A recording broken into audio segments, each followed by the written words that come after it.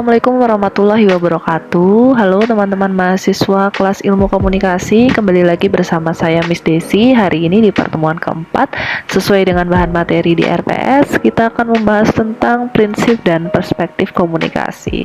Bakal seru banget karena saya akan membawakan dengan beberapa simbol, lambang, contoh ya, terkait dengan implementasi dari materi yang kita bahas hari ini beserta relevansinya.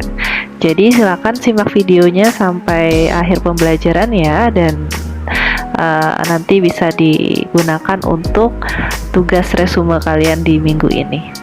Baik, kita next.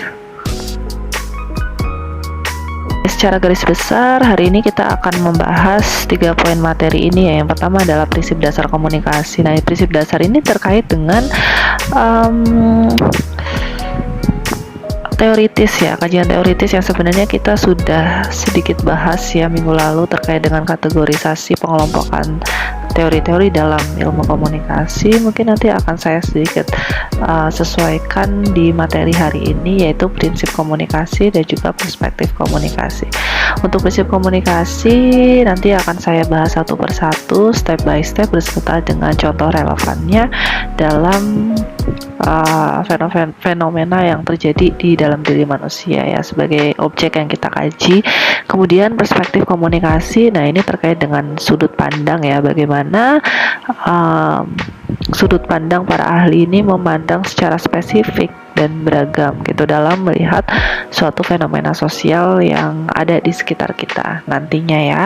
Kemudian untuk goals hari ini yang jelas harapannya nanti kalian bisa menjelaskan kembali melalui resume sebagai tugas mingguan ya, dan juga memahami prinsip dan perspektif komunikasi. Apalagi hari ini akan saya berikan contoh yang mungkin relevan di kehidupan kita sehari-hari. Nah, untuk sumber secara umum saya ambil dari sumber utama dan beberapa pendukung, termasuk dari Prof. Sasa Juarsa, modul ajar komunikasi yang kemarin sempat saya share ya di Google Classroom.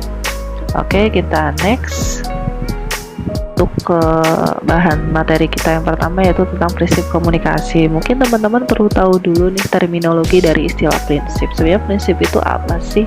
Sebenarnya kita masing-masing orang gitu ya pasti punya prinsip tersendiri-sendiri gitu ya, punya prinsip hidup, karena kita pasti punya tujuan hidup itu untuk apa, makanya kita harus punya dasar kenapa kita melakukan itu. Misalnya kalau misalkan dalam satu agama saja gitu ya, itu pasti ada perbedaan khilafiyah gitu ya istilahnya, perbedaan khilafiyah tentang cara beribadah gitu ya. Masing-masing orang itu memiliki prinsipnya tersendiri, tapi tentu bukan berarti kita tanpa toleransi ya, menghargai prinsip-prinsip yang dimiliki oleh orang lain gitu. Itulah kaidah dari prinsip. Jadi prinsip ini merupakan suatu pernyataan yang memang fundamental, sangat dasar, dan kebenarannya ini diakui secara umum maupun individual gitu, yang dimana hal itu dijadikan sebagai pedoman untuk berpikir atau bertindak gitu. Dalam hal ini adalah tentu tindakan dalam menjalin hubungan, menjalin relasi melalui sebuah proses komunikasi. Oke, nah komunikasi pun punya prinsip gitu ya, punya suatu fundamental dasar itu, bagaimana kaidah komunikasi itu berlangsung dalam konteks seperti apa. Nah, kita akan bahas satu persatu prinsip komunikasi. Komunikasi ini merupakan proses simbolik gitu, dimana kemarin waktu pertemuan kedua ya, saya sudah menjelaskan bahwa memang objek yang kita kaji ini manusia ya, dimana manusia ini beda dengan makhluk lain atau entitas lain karena salah satunya dia memiliki kemampuan dalam memaknai sebuah simbol, lambang ya, atau pesan.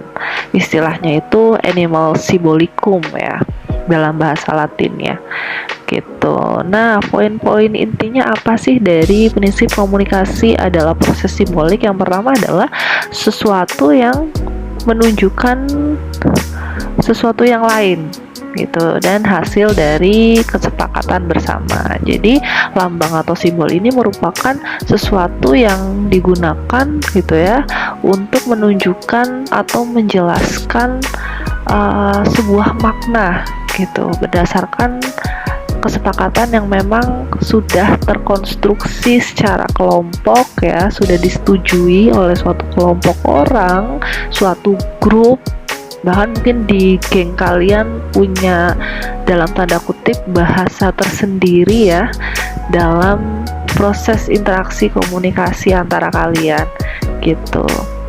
Nah, lambang-lambang ini nanti bisa berupa kata-kata atau kata-kata ya, verbal atau non-verbal gitu. Dan objek maknanya tentu disepakati secara bersama tadi gitu. Nah, kemudian sifat-sifat lambang ini sifatnya sembarangan ya, jadi abstrak, bervariasi dan sebenarnya tidak bermakna gitu. Cuma memang karena ada kesepakatan sekelompok orang gitu ya, maka kemudian lambang itu bisa dimaknai gitu. Jadi kata kunci dari lambang atau simbol ini adalah adanya kesepakatan ya tadi sekelompok orang. Tanpa adanya kesepakatan tersebut, maka simbol tersebut tidak akan dapat dijadikan suatu alat komunikasi gitu. Nah, kita lihat contohnya ya. Kemudian prinsip komunikasi yang kedua yaitu setiap perilaku memiliki potensi komunikasi. Nah, ini maksudnya bagaimana? Jadi memang kita sebagai manusia hidup nggak mungkin tanpa suatu perilaku apapun gitu ya. Setiap gerak-gerik kita itu juga termasuk sebuah perilaku nonverbal kalau misalkan dimaknai oleh orang lain yang melihat kita. Jadi memang setiap orang tidak bebas dengan nilai gitu. Bahkan ketika kita nih tidak bermaksud berkomunikasi, namun orang lain melihat gerakan kita ya, maka orang tersebut sudah terlibat dalam komunikasi. Misalkan ya gerakan tubuh berupa ekspresi wajah ya sebagai komunikasi nonverbal. Mungkin seseorang dapat dimaknai oleh orang lain menjadi suatu stimulus ya atau rangsangan untuk berpikir kira-kira gerakan tersebut maksudnya apa. Misal ketika kita menguap, mungkin ada orang yang menganggap oh kita mengantuk atau mungkin kita kurang tidur semalam dan lain sebagainya. Itu maknanya juga bisa berbeda-beda. Padahal kita menguap mungkin secara tidak sengaja ya atau refleks saja gitu. Melihat orang lain menguap, kadang kita juga ikut menguap. Tapi ternyata sama orang lain menganggap kita ini benar-benar mengantuk atau mungkin kita ini benar-benar kurang tidur semalam begadang dan sebagainya. Oke, kita lihat contohnya ya. Semenjak pandemi ini kita nggak jarang ya lihat teman-teman kita memegang HP dengan posisi seperti ini gitu. Mungkin sebelum ada suatu aplikasi belajar gitu ya, orang akan berpikir bahwa ketika megangnya seperti ini ya dia sedang main game. Tapi sekarang ketika sudah ada beberapa aplikasi belajar ya ada makna terbaru. Bisa saja ketika dia memegang HP dengan posisi seperti ini, dia memang sedang mendengarkan suatu materi ya.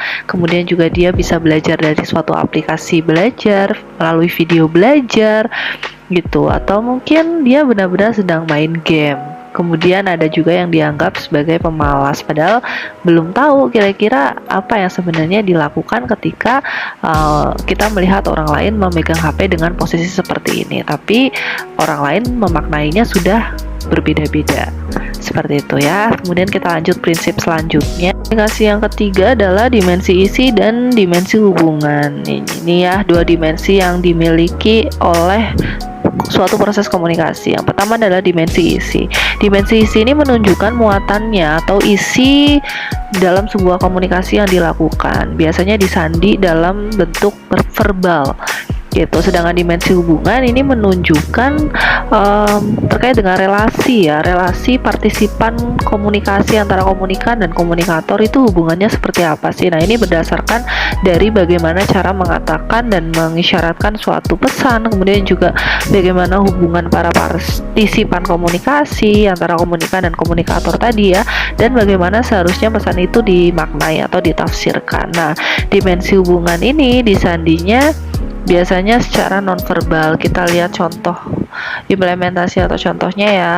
Kita contoh dari fenomena yang sering kita temui di kehidupan kita sehari-hari. Jadi memang istilah baper ini bagi beberapa orang dikonotasikan negatif ya. Ya bagaimana tidak ketika kita dibercandain sama orang lain, kemudian dikatain baper sementara kita beneran sakit hati, itu kan menjadi hal yang negatif ya. Tapi ada juga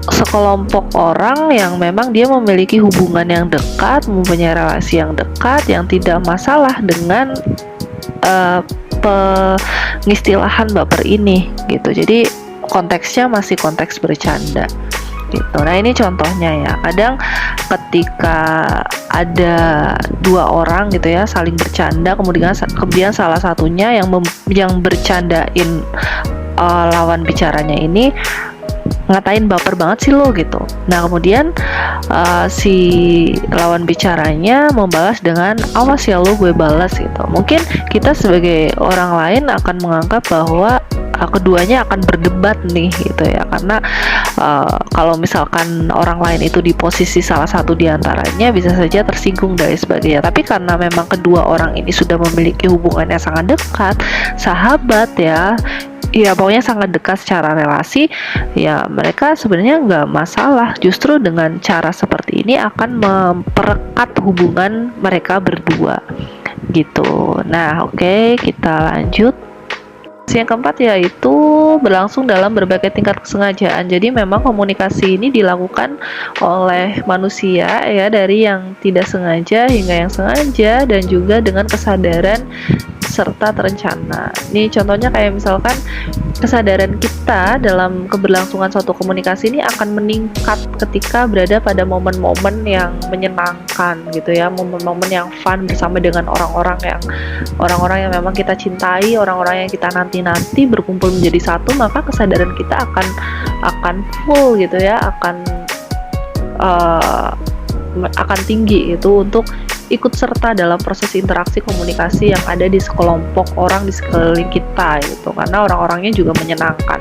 Sedangkan ketika sebaliknya, ketika kita berada pada momen-momen yang momen-momen yang gak pas, misal kita berada dalam suatu momen dimana kita harus datang sendiri di suatu pesta dimana ternyata teman sahabat-sahabat terdekat kalian gak datang gitu, pasti kalian akan merasa tingkat kesadaran kalian dalam keberlangsungan komunikasi itu akan menurun, karena yaitu tadi aspek dari lingkungan sekitar kita yang tidak mendukung kita dalam keberlangsungan suatu proses komunikasi, karena orang-orangnya yang gak menyenangkan, yang gak kita nantikan, berbeda dengan yang tadi semula ketika kita dikelilingi dengan momen yang memang meningkatkan kesadaran kita untuk melakukan sebuah proses komunikasi.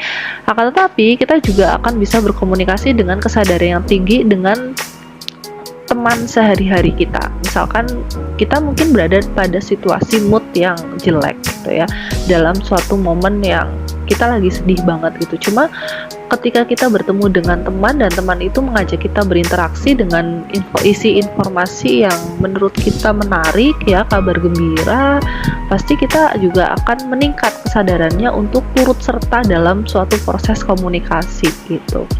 Nah itu ya, jadi memang perilaku-perilaku dalam komunikasi ini akan menimbulkan asumsi-asumsi orang lain yang bisa saja benar atau salah gitu ya secara mutlak ya.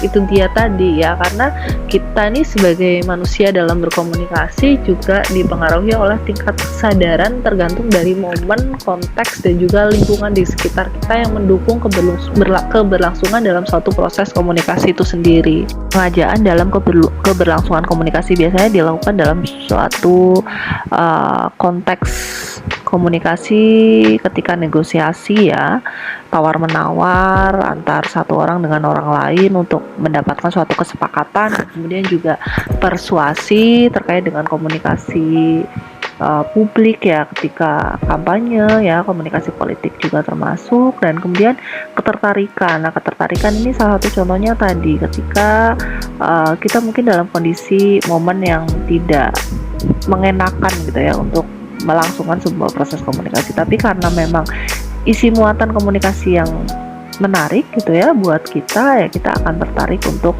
melanjutkan suatu episode komunikasi seperti itu contohnya. Kemudian kita next, yang kelima adalah komunikasi ini terjadi dalam konteks ruang dan waktu, di mana pesan komunikasi yang dikirim oleh pihak komunikan baik secara verbal maupun nonverbal ini disesuaikan dengan tempat di mana proses komunikasi itu berlangsung dan juga kepada siapa nih pesan itu dikirim dan kapan berlangsungnya gitu. Nah, kemudian seseorang yang melakukan komunikasi ini akan menimbulkan makna-makna tertentu gitu ya. Jadi di ruang dan waktu tertentu kadang kita memaknai sebuah pesan yang sama itu berbeda-beda gitu ya. Sedangkan makna tersebut berhubungan dengan konteks fisik juga ya, kemudian sosial juga, psikologis juga gitu. Oke, kita next contohnya. Nah, ini dia contohnya. Contohnya ketika pertama komunikasi dalam konteks waktu ya, saat kamu menerima telepon di jam yang berbeda saja itu bisa membuat kita ragu-ragu gitu ya. Dalam konteks waktu nih, saat kamu menerima telepon di jam yang berbeda antara jam 12 malam dan jam 12 siang, kita akan memaknai telepon ini dengan makna yang berbeda. Ketika jam 12 malam, ketika kita sedang tidur nyenyak gitu ya, tiba-tiba ada yang telepon dan ngapain juga gitu ya telepon jam 12 malam, dimana memang semua orang setuju ya di jam ini pasti sedang tidur, sedang istirahat, kecuali yang memang sedang begadang mengerjakan tugas, tapi umumnya jam segini ya waktu untuk benar-benar istirahat. Tapi tiba-tiba ada yang telepon, pasti kita akan berpikir memaknai bahwa telepon itu nanti adalah sesuatu hal yang urgent gitu ya, ada hal buruk, bahaya, teror, jahil yang memang membutuhkan respon cepat dari kita. Sedangkan ketika kita menerima telepon tersebut di jam 12 siang, di mana jam 12 siang ini adalah waktu istirahat dan juga ya setelah kita beraktivitas ya dalam satu hari, pasti kita masih bisa berpikir positif terkait dengan mungkin pekerjaan atau ajakan makan siang dengan teman-teman kita gitu ya, karena memang tingkat kesadaran kita itu lebih tinggi gitu ya di siang hari daripada di malam hari di jam-jam istirahat gitu. Kita next ya, contoh komunikasi dalam konteks ruang nih, ketika kamu diberi kritik ya, kritik yang menggelitik gitu, dilakukan secara personal dan di depan umum, pasti respon kalian juga bakalan berbeda dan kalian akan memaknai kritik itu juga berbeda juga. Misal secara personal kita masih bisa berpikir positif bahwa mungkin si pemberi kritik ini dianggap memang peduli dan gak mau membuat kita malu gitu ya, sehingga mengajak untuk secara personal diberikan kritik. Daripada di depan umum pasti kita akan berpikir malu secara mental gitu ya, dan si pemberi kritik ini dianggap tega dan menjatuhkan diri kalian karena penyampaian informasi yang keras itu dilakukan di depan umum gitu. Nah, ini adalah konteks ruang di mana kita akan memaknai perilaku orang terhadap kita ya, ketika secara personal ya, komunikasi interpersonal gitu antara orang dan orang, dan juga di depan umum gitu ketika kita harus menerima suatu perilaku di depan publik. Oke, kita next. Selanjutnya adalah prediksi partisipan komunikasi. Nah, ini komunikasi melibatkan prediksi para peserta komunikasi, dalam hal ini adalah komunikan ya, dan juga komunikator terlibat. Jadi memang kita sebagai manusia hidup di lingkungan sosial yang memang terikat dengan aturan-aturan, norma-norma, nilai, dan juga tata krama yang normatif gitu. Jadi komunikasi juga akan terikat dengan hal-hal itu semua. Nah, partisipan komunikasi ini kemudian akan meramal efek perilaku komunikasi dan biasanya berlangsung cepat bahkan tanpa kita sadari gitu. Jadi pada intinya orang-orang nih ketika kita akan melakukan komunikasi ya sebagai komunikator akan memilih strategi tertentu berdasarkan dengan bagaimana ketika kita ingin menyampaikan suatu pesan, kita kira-kira respon dia itu akan seperti apa sih. Nah, ini yang kemudian kita akan prediksi sebagai partisipan komunikasi ya. Kemudian kita nih dapat memprediksi perilaku komunikasi orang lain, respon orang lain itu berdasarkan peran sosial. Selama ini dia tuh tindakan sosial di masyarakat itu seperti apa sih. Nah, kita sebenarnya bisa menganalisis prediksi komunikasi itu dari situ. Oke, nah ini sebenarnya prediksi partisipan komunikasi ini lebih condong ke seperti overthinking ya. Ketika kita ingin melakukan suatu komunikasi, pasti kita akan berpikir efeknya seperti apa yang akan kita terima. Aduh, kita lihat contohnya ya. Nah, ini dia contohnya. Ketika kamu ingin menasehati orang lain gitu, pasti kamu akan memastikan dulu ya apakah hanya kamu yang merasakan bahwa orang itu perlu dinasehati, atau mungkin nggak cuma kamu, orang lain juga ingin menasehati tapi karena memang malu, nggak enakan, jadi ya tidak ada yang mau menasehati mereka. Nah, ketika kamu ingin menasehati orang lain, nah kemudian meanwhile kalian akan berpikir juga gitu ya, kira-kira sakit hati nggak ya kemudian orang tersebut nanti akan merespon seperti apa ya, apakah kamu akan menyakiti hati dia atau dikira sok tahu dan lain sebagainya. Nah, ini adalah suatu prediksi-prediksi partisipan komunikasi ya dalam suatu proses komunikasi yang memang terikat oleh aturan dan juga tata krama. Oke, kita next. Tip komunikasi selanjutnya yaitu bersifat sistematik. Jadi memang persistem ya. Memang kita sebagai manusia nih ketika melakukan komunikasi kita tidak bisa terlepas dari sistem-sistem kendali yang ada dalam diri kita sendiri yang sifatnya internal dan juga dari orang lain, dari luar gitu yang sifatnya eksternal gitu. Nah, itu adalah dua sistem dasar yang memang beroperasi gitu ya, yang mempengaruhi suatu transaksi komunikasi yang kita lakukan dalam suatu hubungan antar partisipan komunikasi, yaitu komunikan dan juga komunikator. Contohnya seperti apa? Nah, ini contohnya untuk yang internal. Jadi internal ini adalah sistem yang memang kita bawa dalam diri kita sendiri. Biasa dari pengalaman, sikap kita, kemudian juga secara psikologis kita. Ketika kita berkomunikasi dengan orang yang istilahnya itu high context gitu ya, orang yang straight to the point. Secara pengalaman kita mungkin pernah punya masalah dengan tipe orang yang seperti itu, sehingga kita akan ada rasa takut untuk meneruskan gitu ya, meneruskan proses komunikasi yang seharusnya terjadi dalam episode komunikasi ya, dalam transaksional communication kan modelnya seperti itu. Tapi ternyata karena kita punya suatu pengalaman yang mempengaruhi psikologis kita terhadap tipe orang yang high context, maka kita akan stop untuk melakukan suatu transaksi komunikasi gitu ya. Kemudian faktor eksternal. Nah, faktor eksternal ini adalah sistem nilai yang berasal dari luar. Nah, karena eksternal ini sangat luas ya, dari luar, bahkan budaya itu juga berpengaruh sebagai sistem eksternal yang akan mempengaruhi proses komunikasi yang akan kita lakukan gitu. Nah, kemudian prinsip yang ketiga adalah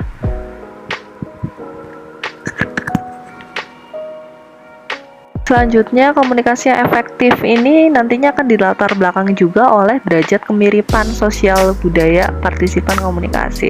Nah, ini kaitannya dengan komunikasi antar budaya ya, yang arah komunikasinya itu hampir sama dengan tujuan komunikasi pada umumnya, yaitu untuk menciptakan komunikasi yang efektif. Nah, komunikasi yang efektif ini dapat dicapai dengan cara apa sih? Dapat dicapai dengan cara tentunya penyesuaian kita dengan orang lain gitu yang akan kita ajak berelasi atau berhubungan. Penyesuaian ini bisa difaktori oleh berbagai hal, misal dalam hal budaya, kemudian juga harapan-harapan kita untuk orang tersebut bisa memaknai pesan yang akan kita sampaikan agar bisa sesuai dan bisa kita sepakati bersama sehingga level hubungan kita akan meningkat. Kemudian ya kenyataannya memang tidak pernah ya ada dua manusia yang sama persis gitu. meskipun mereka kembar, bahkan orang kembar pun pasti punya sisi perbedaan yang nggak bisa kita pungkiri ya. Kita nggak akan lepas dari suatu perbedaan karena memang tiap manusia itu hadir dengan segala keunikannya. Namun dengan adanya kesamaan akan mendorong orang-orang yang berbeda itu nanti untuk saling tertarik, dan pada gilirannya karena kesamaan tersebut komunikasi mereka akan berjalan lebih efektif. Nah, kesamaan-kesamaan ini ya bisa dari kesamaan-kesamaan hobi ya, cara menemukan penyesuaian akomodatif di antara partisipan komunikasi, pada intinya seperti itu. Nah, contohnya adalah komunikasi dengan dua orang yang memiliki perbedaan budaya gitu ya. Misal kita nih di lingkungan sosial pasti kita nggak akan lepas dengan budaya-budaya yang berbeda, apalagi kita tinggal di Indonesia ya.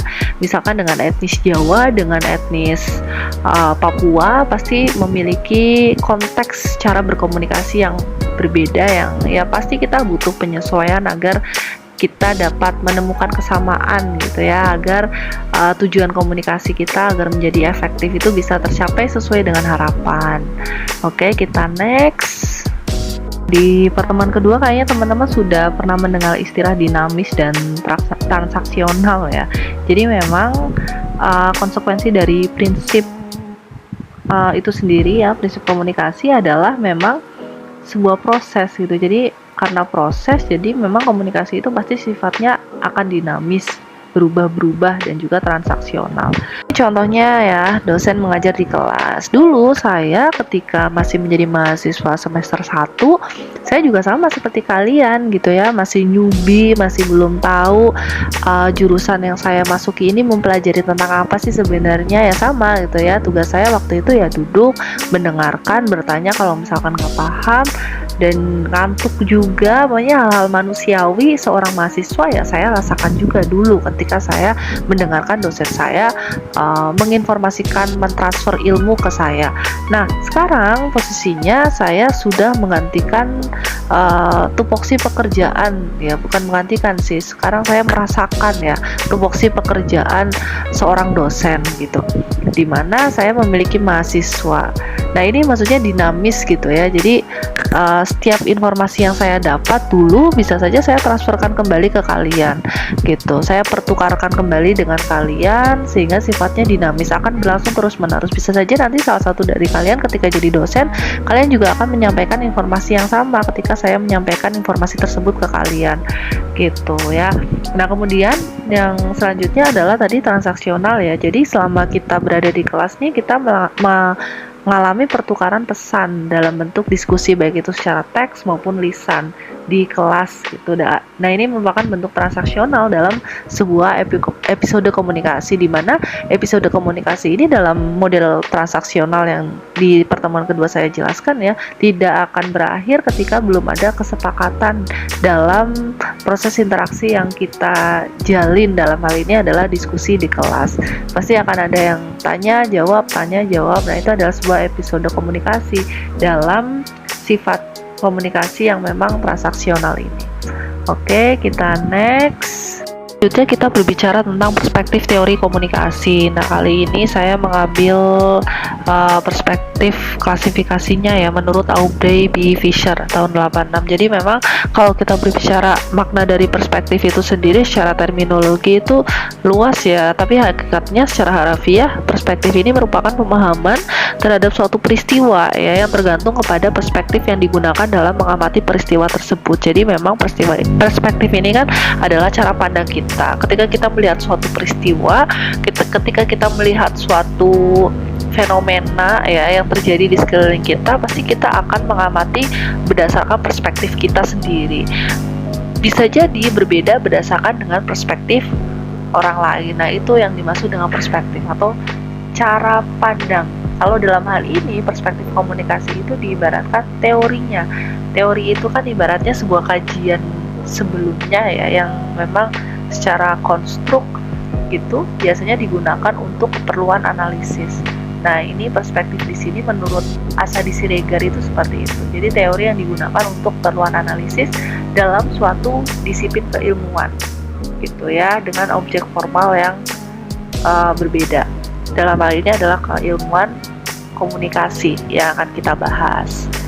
Oke, selanjutnya kita akan bahas satu persatu. Jadi kalau berdasarkan Fisher ini ada 4 perspektif komunikasi. Yang pertama mekanistis, psikologis, interaksionis, dan pragmatis. Nah, ini secara teori penjelasannya seperti ini ya, bisa dibaca sendiri di layar teman-teman mahasiswa semuanya. Mungkin kita bisa pahami melalui ilustrasi contoh yang akan saya jelaskan di slide selanjutnya. Adalah perspektif mekanistis gitu. Jadi pada intinya adalah perspektif mekanistis ini terjadi pada suatu komunikasi, baik itu jenis komunikasi antar pribadi ya, kelompok, ataupun komunikasi massa, yang menekankan pada unsur fisik komunikasi dan juga fungsional dari komunikasi itu sendiri. Jadi bagaimana komunikasi itu disampaikan melalui pesan itu bisa berbeda-beda gitu ya, tergantung dengan beberapa saluran dan juga penerimanya. Itu contohnya seperti apa? Misalkan ini, ketika kita menunjukkan sesuatu dengan menggunakan kaki itu ya, pasti di setiap negara itu pasti berbeda-beda. Misal di Indonesia ini dianggap tidak sopan apalagi jika dilakukan dalam konteks komunikasi interpersonal ya, atau antar pribadi antara atasan dan juga junior gitu. Sedangkan kalau di Finlandia menunjuk sesuatu dengan kaki itu dianggap hal yang wajar, lumrah gitu ya, termasuk ketika kita melakukannya di hadapan publik gitu. Itu adalah contohnya. Jadi bagaimana komunikasi antar manusia atau antar pribadi ini menekankan pada unsur fisik komunikasi, fungsional, bagaimana kita menyampaikan pesan gitu ya dalam suatu proses komunikasi secara mekanistis, ibaratnya seperti itu. Oke, kita lagi dalam komunikasi. Nah, ini berfokus pada partisipannya ya, yaitu komunikator dan komunikan gitu, karena aspek yang kita lihat adalah secara psikologisnya gitu. Nah, kalau komunikator nih pasti terkait dengan 3 hal ini ya, indrawi, penyandian, dan pengiriman. Sedangkan komunikan ini berkaitan dengan bagaimana dia menerima pesan dari komunikator, kemudian dia mendecoding atau menginterpretasikan pesan tersebut, dan kemudian memberikan umpan balik dalam bentuk interaksi, misalnya seperti itu. Nah, contoh teorinya sebenarnya dalam psikologi itu stimulus organism respon ya. Minggu lalu sudah saya jelaskan tentang salah satu pengelompokan teori ini yang masuk dalam kelompok psikologi gitu, psikologi komunikasi. Nah, ini maksudnya apa? Adalah proses komunikasi yang menimbulkan reaksi khusus gitu ya, sehingga seseorang dapat mengharapkan dan memperkirakan kesesuaian antar pesan dan reaksi komunikan. Jadi ini tergantung dari stimulus ya. Jadi segala bentuk komunikasi itu bersumber dari stimulus yang didapat oleh komunikator melalui penggunaan secara indrawi, baik itu pendengaran, penciuman, kemudian penglihatan gitu, kemudian juga melalui organisme gitu ya, melalui komunikan untuk kemudian diproses pesan tersebut, di encoding dan diberikan respon berupa umpan balik. Nah, respon umpan balik ini atau feedback secara psikologis itu ya terdiri dari kognitif, afektif, dan konatif gitu. Nah, contohnya seperti apa? Contohnya ketika dalam perspektif psikologi ya, ketika kita bertemu dengan orang yang tidak dikenal, misal di jalan gitu ya, teman-teman semua, kemudian teman-teman dikasih makanan nih gitu ya, tiba-tiba dikasih makanan, tiba-tiba lewat dan nggak ada momen acara apapun, pasti teman-teman akan cenderung berpikir apakah dia jahat atau memang sekedar berbagi gitu ya. Nah, ini adalah proses penerimaan pesan dari komunikan dan diinterpretasikan sebagai apa gitu, diinterpretasikannya apakah jahat atau memang sekedar berbagi. Nah, kemudian diresponlah gitu ya dengan cara menerima dan atau menolak makanan yang diberikan oleh orang asing tersebut. Nah, itu contoh dari relevansi perspektif komunikasi psikologi ini. Kemudian selanjutnya adalah interaksionis. Nah, interaksional gitu ya. Ini menekankan kepada tindakan manusia di dalam suatu masyarakat gitu, dengan memahami diri sendiri dimulai dari orang lain gitu ya, karena interaksional, maka kita butuh orang lain dalam suatu hubungan atau relasi ketika kita menjalankan sebuah proses komunikasi gitu. Jadi secara kacamata teori, individu dapat dipahami melalui kegiatan interaksi dengan sesamanya dalam masyarakat. Nah, ini contohnya nih, ketika kita berada pada lingkungan sosial dengan berbagai etnis gitu ya. Ini contoh dalam hubungan etnis antara etnis Medan dan etnis Jawa. Kalau misalkan dalam konteks komunikasi antar budaya, ini keduanya memiliki dua konteks yang berbeda, di mana Medan ini lebih cenderung di high context atau straight to the point gitu ya, orangnya cenderung menampilkan visualisasi secara keras gitu ya, dan secara langsung, tidak basa-basi. Sedangkan kebalikannya Jawa termasuk dalam indikator low context gitu, dimana ciri khas orang Jawa ini adalah halus, penuh dengan basa-basi, dan tidak cenderung straight to the point seperti konteks para etnis dari Medan gitu. Nah, contohnya ketika ada percakapan seperti ini gitu ya, dalam perspektif interaksionis antara etnis Medan dan etnis Jawa. Jadi etnis Medan ini cenderung to the point untuk memberitahu bahwa ada sequel baru nih gitu ya, terkait dengan film yang mereka berdua suka. Kemudian etnis Jawa ini basa-basi gitu ya, pengen nonton, tapi kenapa nggak langsung ngajakin untuk nonton aja, malah kode-kode gitu ya, pengen nonton. Sedangkan untuk kemudian dibalas lagi oleh etnis Medan, ayo nonton bareng gitu. Nah, kemudian etnis Jawa ini senang. Dan mereka berdua berasal dari budaya yang berbeda-beda gitu ya, tapi mereka memiliki satu kesamaan, yaitu pada film yang ingin mereka tonton gitu ya. Nah, ini adalah salah satu contoh perspektif interaksionis dalam komunikasi. Oke, kita next. Perspektif pragmatis ya.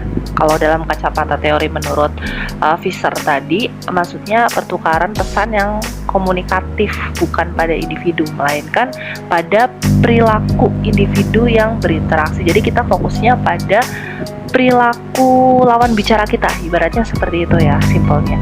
Jadi contohnya ketika saya nih sebagai dosen mempersilahkan mahasiswa untuk menanyakan sesuatu, dan mahasiswa secara nonverbal menggelengkan kepala gitu ya, maka tindakan tersebut dianggap tidak ada masalah dengan materi yang saya sampaikan, karena memang tidak ada yang bertanya gitu. Jadi kalau misalkan dalam KBBI ibaratnya gitu ya, pragmatis ini kan merupakan sebuah sudut pandang mengenai suatu hal gitu. Nah, sudut pandang ini dalam hal ini biasanya dilihat dalam perilaku partisipan komunikasi gitu. Jadi menitik beratkan pada tindakan yang dapat menjadi suatu kegunaan untuk diinterpretasikan artinya gitu ya. Kemudian oke, sudah selesai kita di penghujung video pembelajaran hari ini terkait dengan prinsip dan perspektif komunikasi. Jadi tadi ada beberapa prinsip yang sudah saya sampaikan yang berkaitan dengan bagaimana kita menginterpretasikan pesan dan juga perilaku orang gitu ya dalam melakukan sebuah komunikasi. Jadi memang komunikasi ini itu bukan hanya sekedar pesan saja, bahkan perilaku kita sehari-hari itu bisa juga disebut sebagai suatu pesan itu dalam suatu proses komunikasi gitu. Bahkan tanpa sebuah maksud berkomunikasi pun, ketika orang lain memaknai suatu tindakan perilaku yang kita lakukan, ya orang lain tersebut secara langsung sudah melakukan sebuah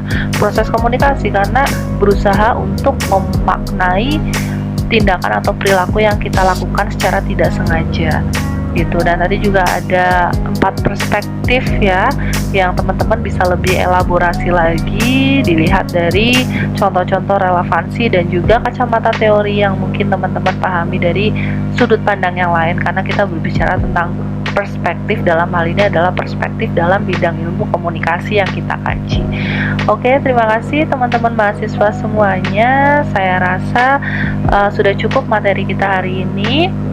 dan saya rasa tidak perlu ada post test ya, karena teman-teman akan memahami materi hari ini salah satunya dengan meresum atau meringkas dari sumber lain bisa, dan juga dari materi yang saya sudah sampaikan juga boleh gitu ya. Terima kasih teman-teman mahasiswa semuanya, tetap semangat belajar dan tetap jaga kesehatan. Wassalamualaikum warahmatullahi wabarakatuh.